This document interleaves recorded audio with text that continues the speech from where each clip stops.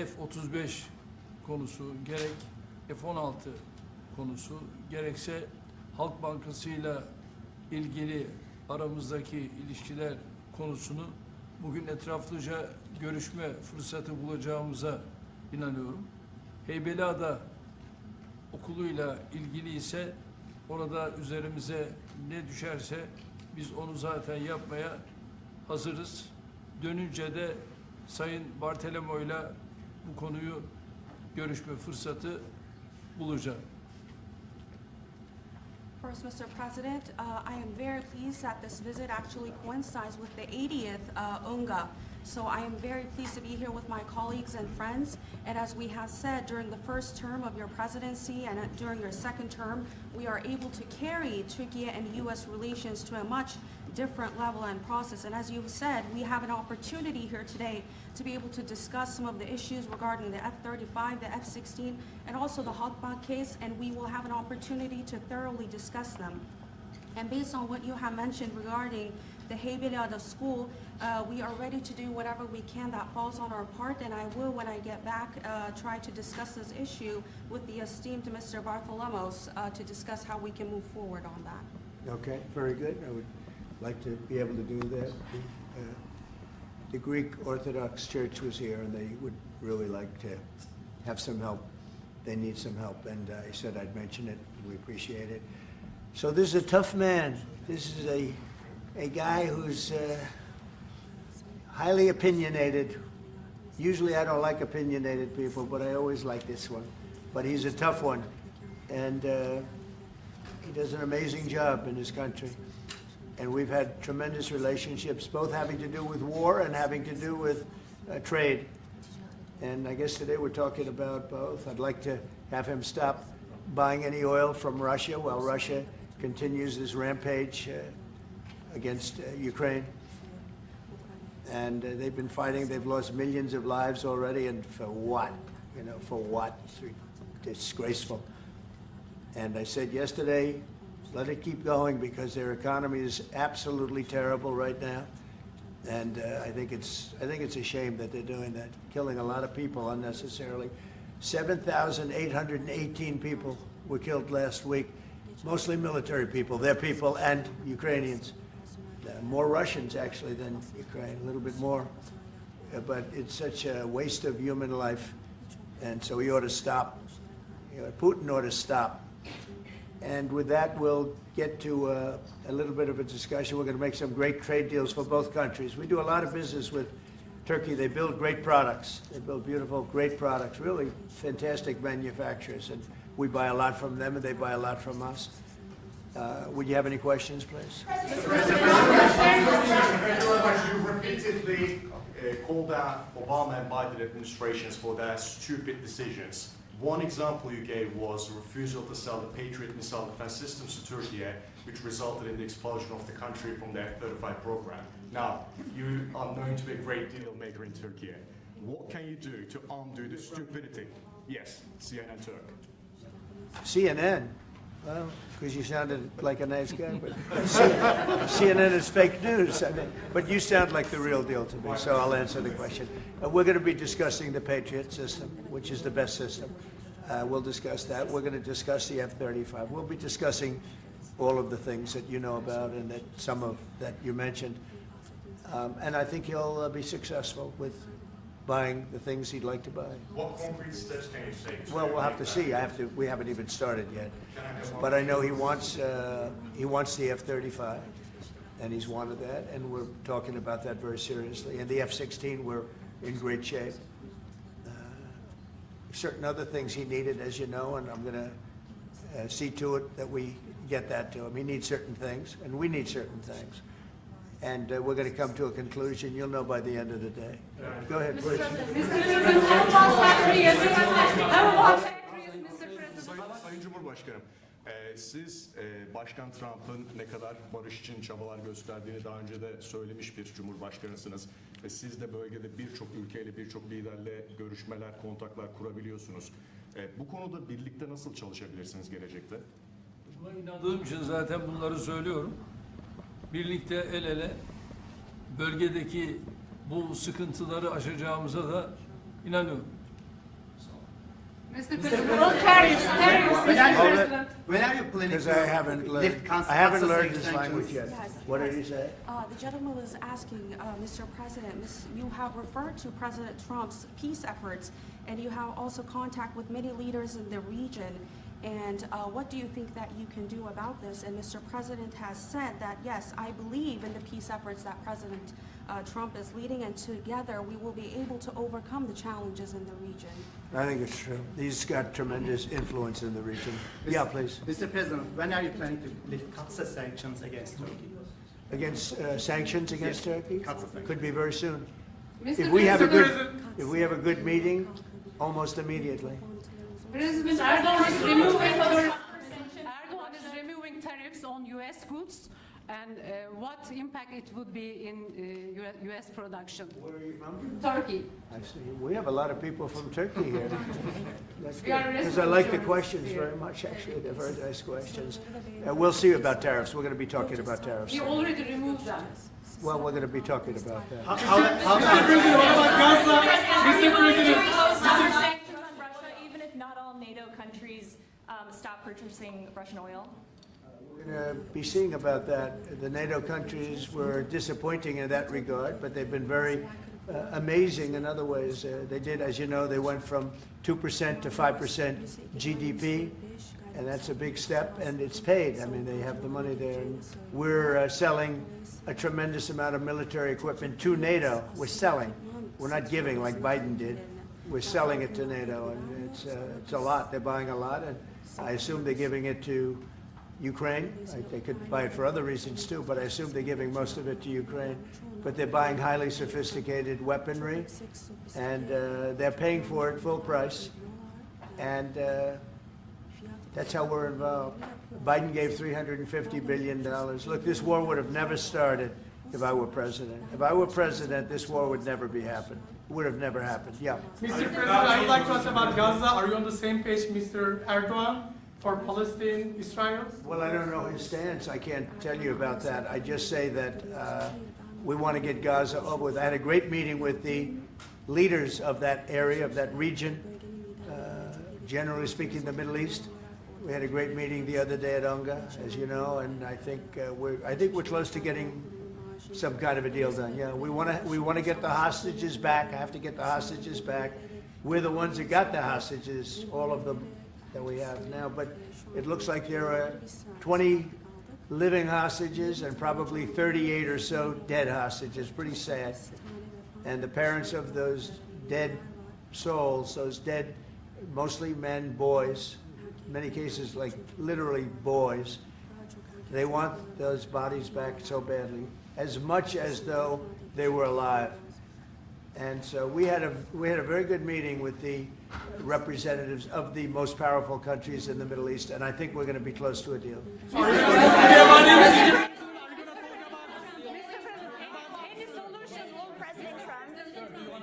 Mr. President, we've noticed that in the Ukrainian war and during the Israeli-Iran war, the airspace of the NATO countries is very fragile, and it needs to be stronger. And in that sense, Turkey being the second largest army in NATO, it needs to support its air force and air defense. How do you look at this issue in general as a NATO? Because we're in NATO, and you know, they're paying now 5% of GDP. Nobody thought that was possible, and they agreed to that 6 months ago when I was there. And the relationship is very good. The NATO countries, with us, is the strongest it's ever been. We used to complain that they're paying 2%, but they're not paying. The United States was paying almost everything. And now they're paying 5%, and they paid. And that's trillions of dollars. You know, we're talking about trillions of dollars. And they're spending that, giving that money to us, and we are giving them great defensive, you know, the Patriots and all of the different javelins, all the different missile systems and everything else that they want. But it's, you know, it's trillions of dollars. So we appreciate that they did that. So they went from 2% to 5% of GDP, and that was something that nobody even would bring up. Biden should have brought it up a long time ago, because under Biden, we paid $350 billion, and all it did is make things worse. So we'll see how it goes. F-35s to Turkey, fighter jets, F-35s. Yeah, we're talking about the fighter jets for Turkey. Yes, we are. Are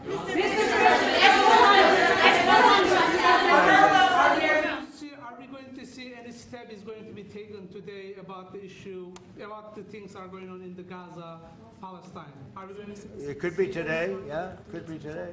We have a very strong dialogue going on with Saudi Arabia, with, I would say, you have 4 or 5 real leaders that are being good. As you know, I met with Qatar, Saudi Arabia, UAE.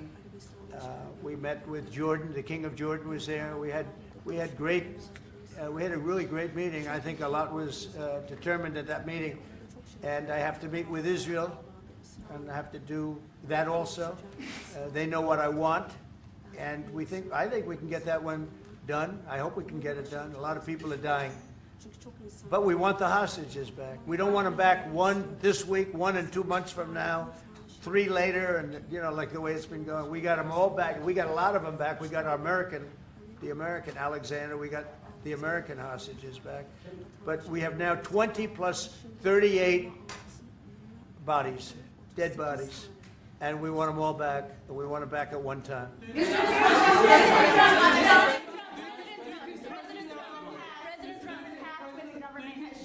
President Erdogan will help to release the hostages? Do I think what? Do you think President Erdogan will help to release the hostages? I don't know if he'll help in that. I don't really think we have. I don't think it'll be necessary in this case. I think we're going to be in a pretty good position. There are a lot of people that want that done. I met with great leaders. Look, you saw the people that were there, and great leaders. Egypt was also represented. We met with the leaders of that part of the world, and they want to see if they can get something done. And I'm going to have to tell Israel, let's go. We want to get the hostages back. Everybody wants to see that war over with, by the way. Everybody. So we're going to see what happens. Mr.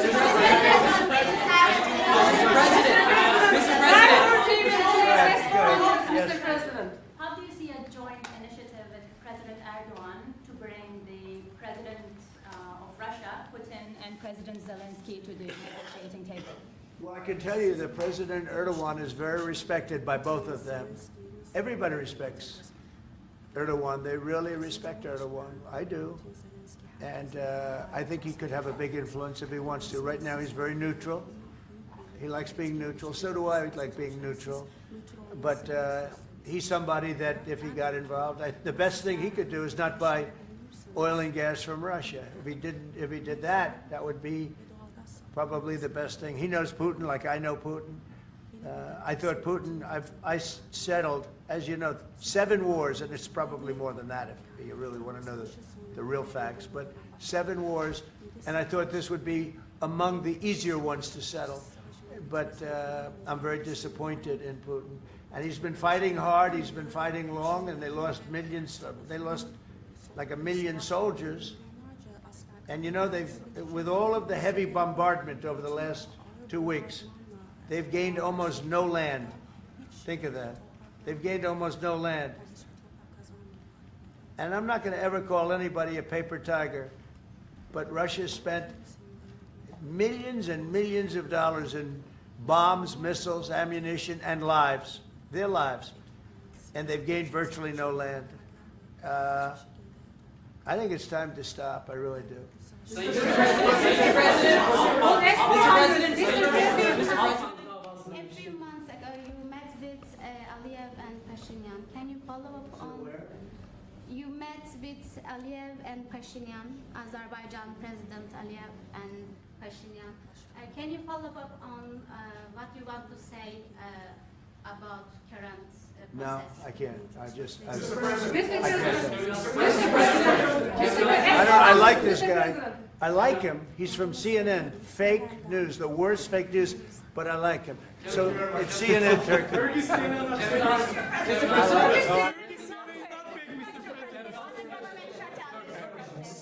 has been a major issue between the two countries for the past decade.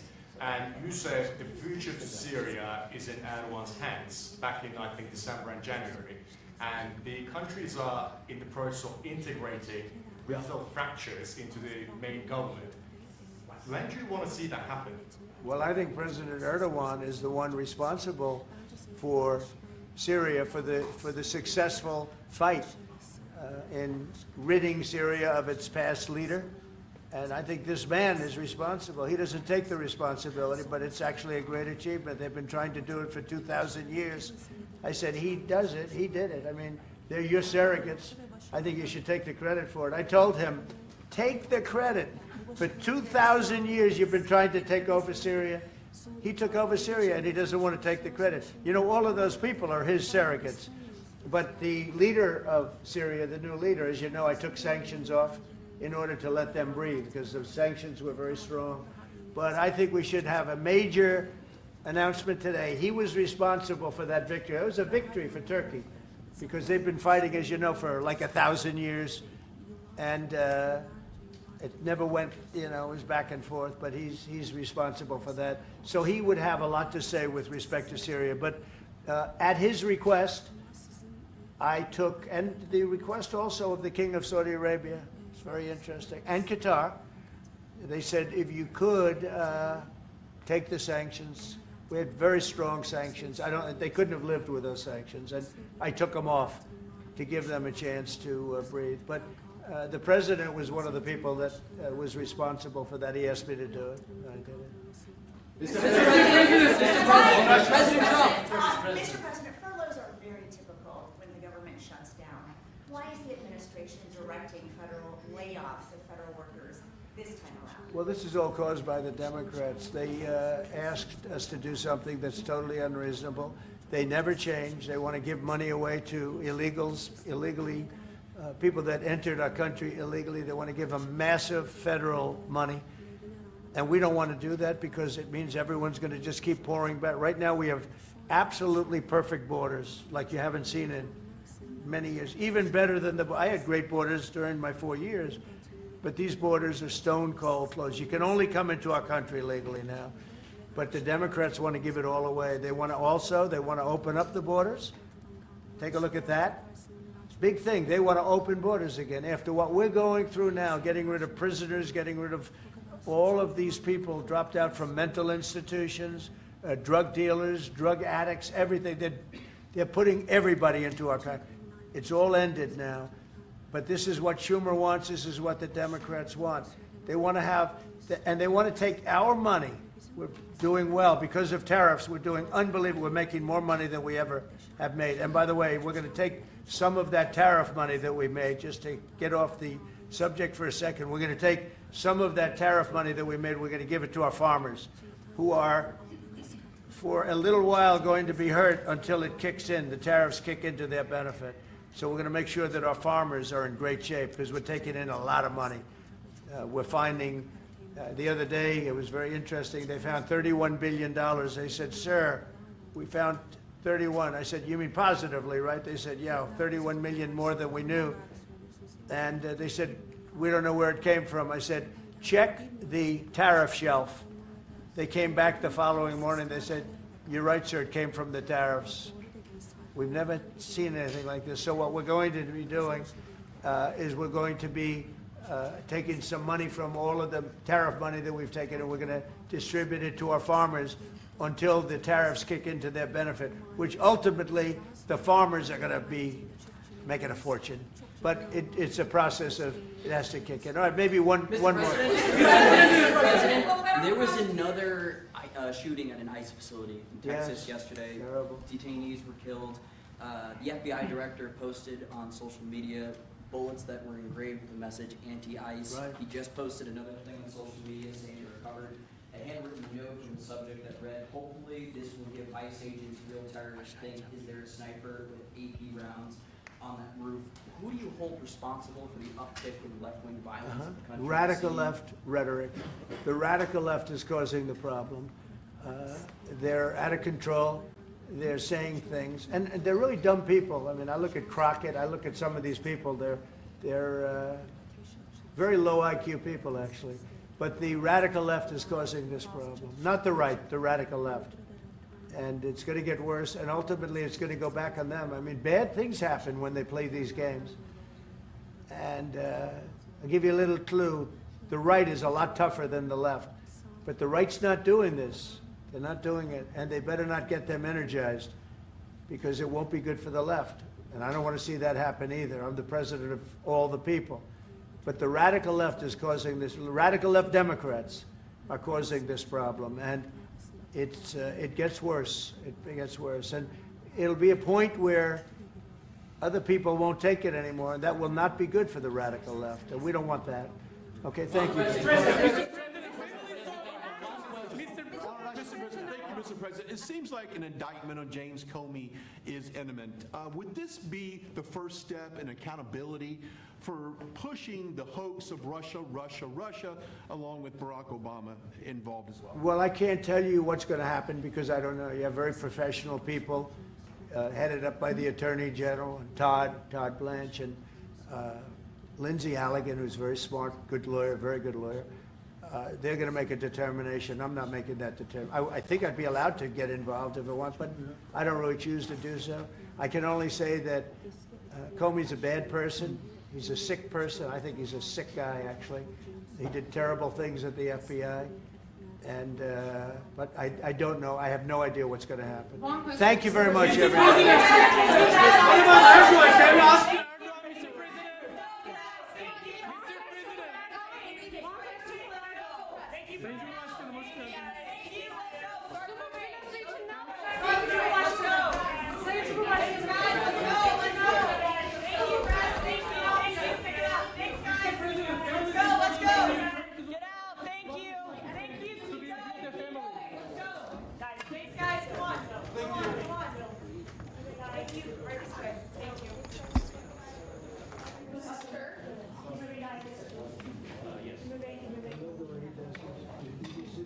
Thanks, guys. Let's go.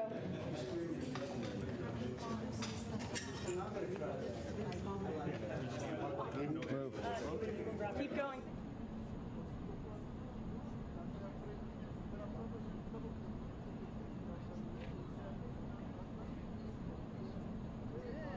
Pork belly?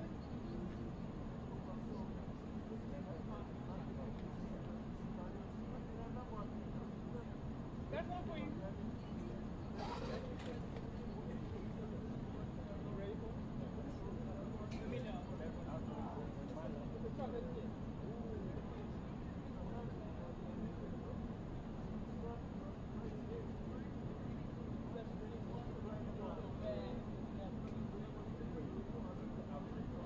Like that, I was looking at you.